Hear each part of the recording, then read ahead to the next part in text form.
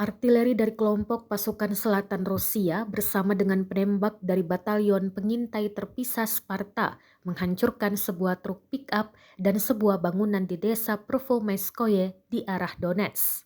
Di dalam bangunan yang diserang itu terdapat tempat untuk penyebaran militan angkatan bersenjata Ukraina. Seorang prajurit dari batalion artileri dengan tanda panggilan Argun mengatakan kepada media RIA Novosti pada Selasa, 13 Juni 2023. Pengintai Sparta dengan menggunakan drone menemukan tempat berkumpul lain truk pick-up personel membawa ke dalam gedung properti di dalam kotak, kata sumber itu.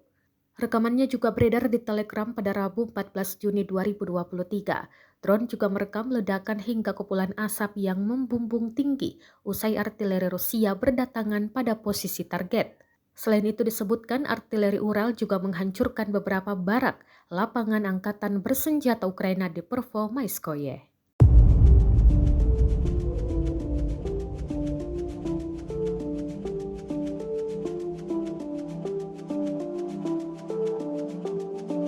Пунктов Причистовка и Угледар Донецкой Народной Республики уничтожены два склада артиллерийских боеприпасов 68-й егерской и 72-й механизированной бригады. Всего поражение 86 подразделений. В районах населенных пунктов Владимировка, Кременная Луганской Народной Республики, Табаевка Харьковской области, Никольская Донецкой Народной Республики и Жеребянки Запорожской области.